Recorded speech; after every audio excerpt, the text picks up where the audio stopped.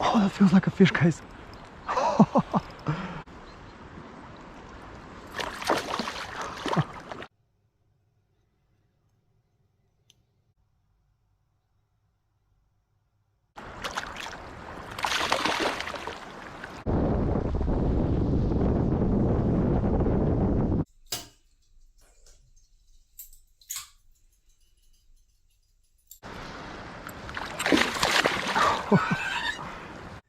Hello, makeshifters. Today we are making reverse spinner.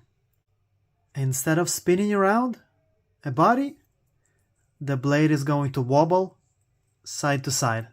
And all of that achieved just simply by turning the blade in reverse when you're assembling the spinner. This is a sheet of copper. It's about 0.4, 0.5 mil in thickness. And I like to use copper or brass for spinner blades because those metals, they hold very little or no iron, so they don't rust.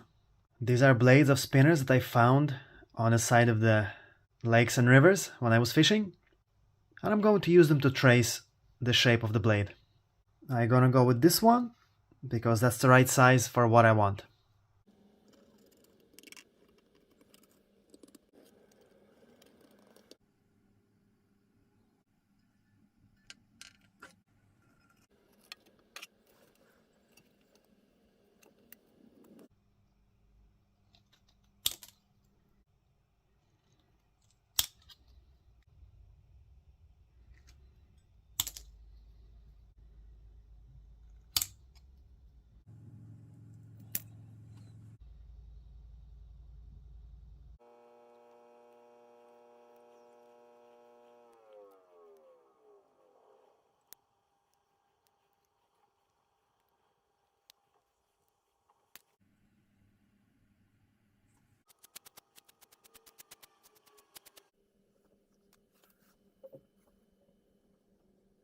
I measured the blade, it gave me 4.3 centimeters.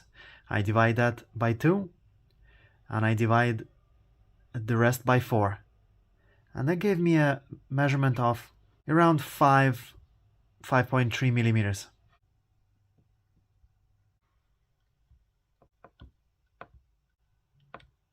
I did the same thing on both sides.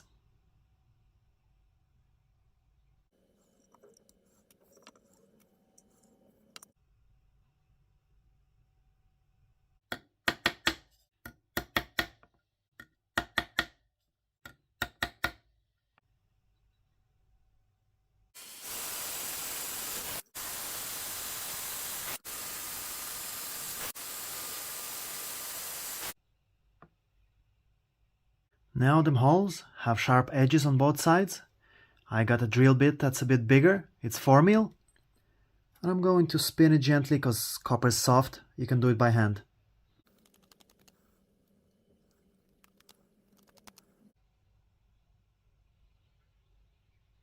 I got a round Allen key. And I got a small piece of rubber, it's about 2 mils in thickness. I'm going to put the blade onto the rubber, position the Allen key so it's straight, and then hit it with a hammer. And it's going to give us the curve in the blade that we need to make it spin.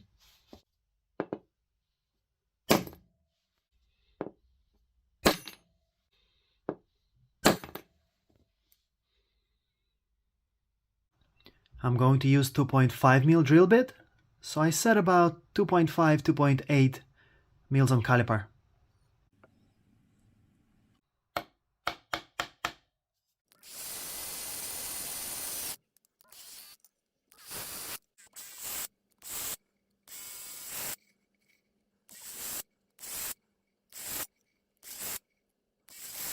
Blade is ready. Now we need the hook. The hook I have on the vise, it's a treble hook in size 1. You just have to make sure that the width of the hook is the same size or a little bigger than the blade of the spinner. So when the fish bite, it's going to hook. I have black thread in 6/0. I'm going to use copper wire in 0.3 mil in diameter.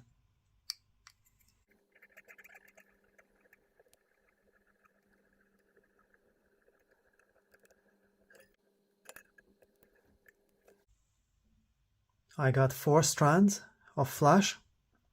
It's wine purple and 2 in-between colors.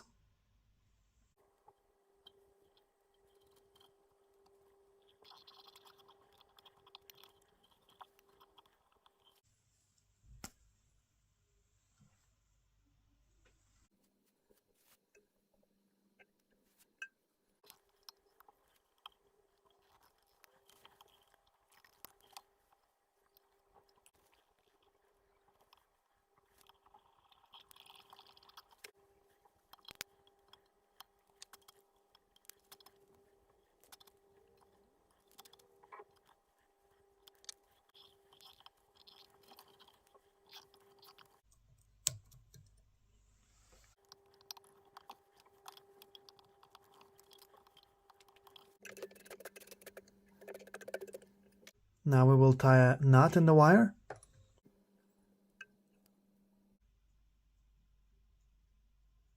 It will help the fingers not to slip. And we're going to counter rib it.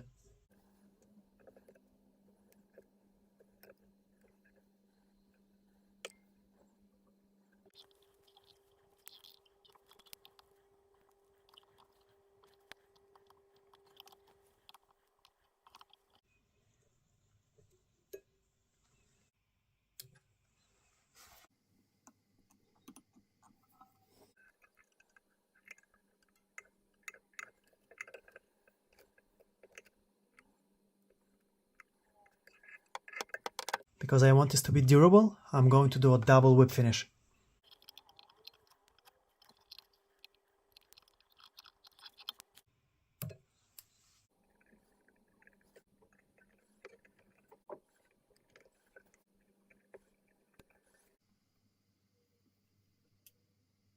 Hook is ready. Now we need to have the beads for the body. At the back we're going to put a fly tying cone. These are nickel plated brass beads around 5 mil and 7 mil in diameter. These are just your normal hollow 4mm beads. That's another fly tying cone head. That's a 4 mil brass bead and another fly tying cone head. And a clevis. So I got this wire for a test run. We're going to assemble the body on it and see if the blade fits right.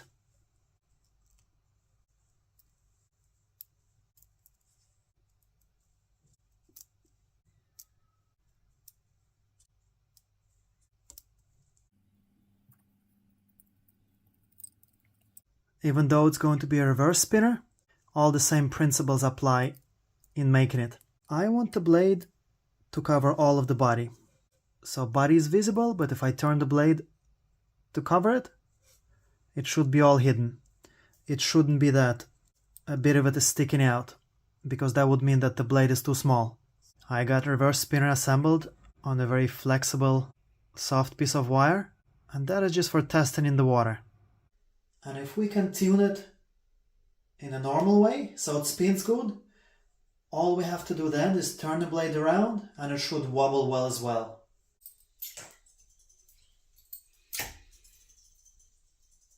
Now it spins a little bit narrow, I want a wider angle. I got my flat nose pliers and I'm just going to squeeze the blade a bit.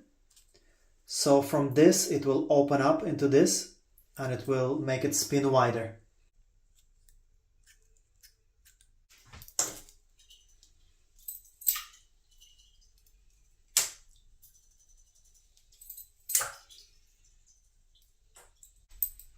Now I think that spins okay now. Let's flip it around. Now I've turned the blade around. Let's see how she moves.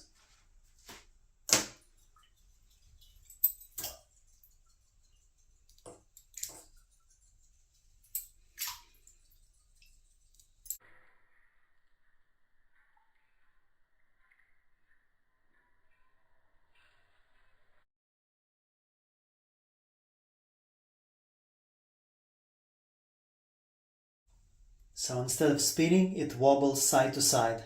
It's a great new action for me in a spinner.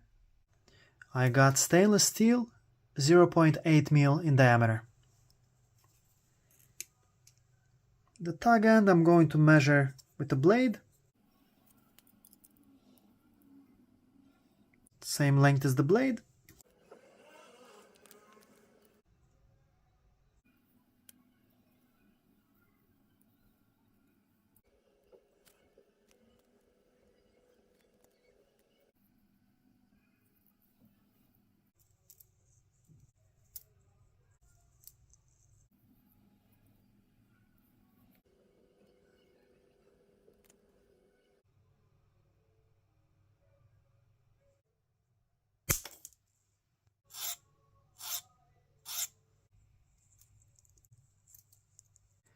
Now comes the important part.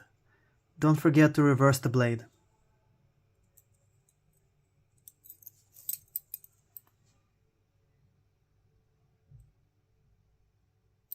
I got the caliper set at 1.5 centimeters.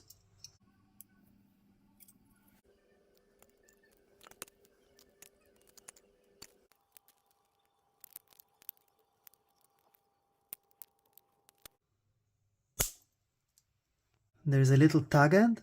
We're going to squeeze it down. The loop is tracking this way. We're going to bend it back. And it's tracking this way a bit. We're going to straighten it.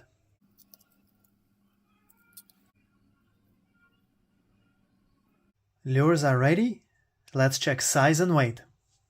It is pushing 12.5, 13 centimeters.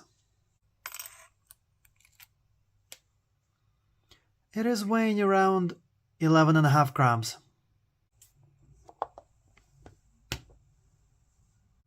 Let's put them in the box and take them out fishing.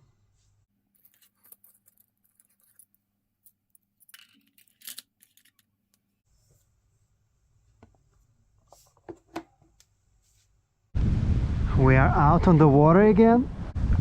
We got a reverse spinner. I thought it would be a perfect lake to try it out and see what we can do.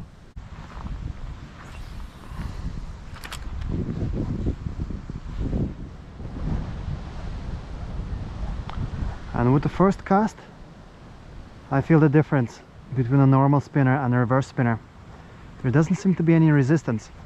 A normal spinner would spin, and when you cast it and reel it in, you would feel the tension of that blade against the water.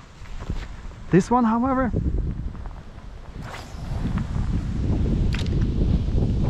I'm casting and reeling and it's like nothing. Almost no tension. So it will glide through the water better, and perhaps at the slower speeds it will sink deeper and can be retrieved deeper as well. But that can be bad for snags. That's why we have to test it.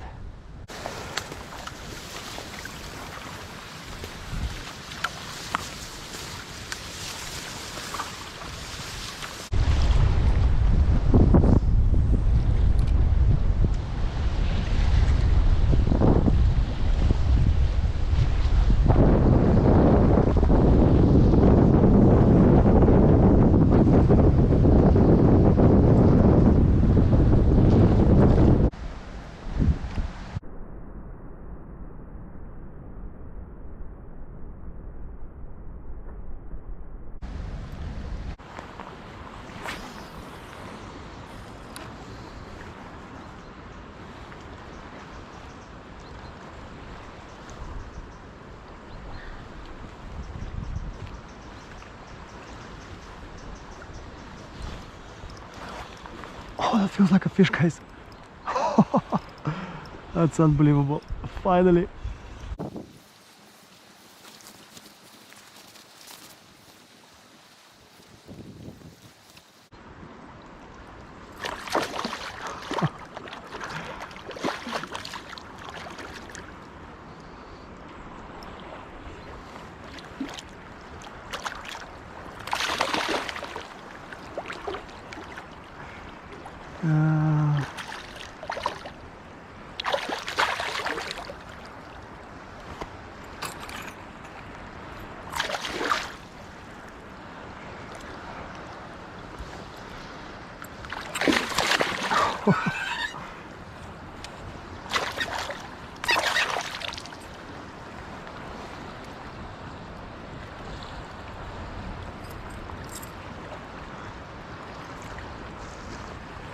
Look at that, guys. Oh.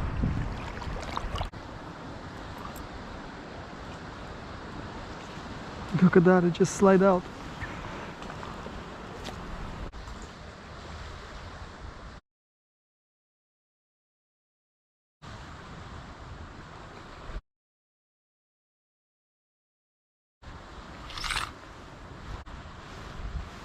"64 centimeters, guys. That's not bad." Look at that, guys. Look at this pike. Wow. It's not the biggest, but it's very rewarding. It means the reverse spinner is working.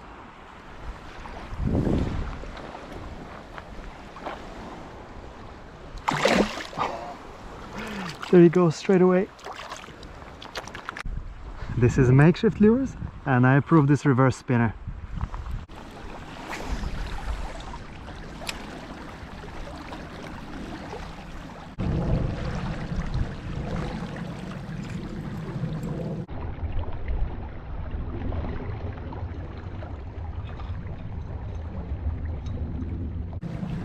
Look at that.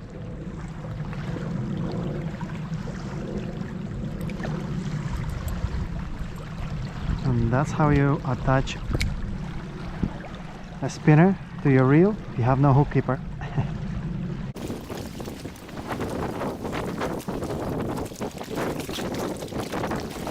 Wow. It's pretty shaky, but it's fishable.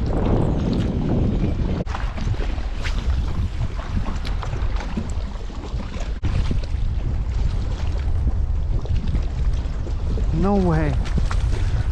Whoa.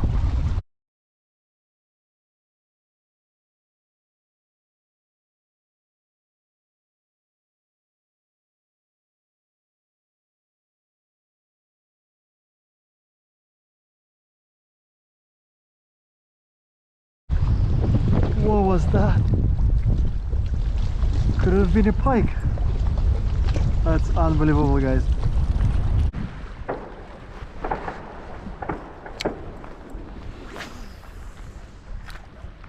Lots of shooting going on, guys.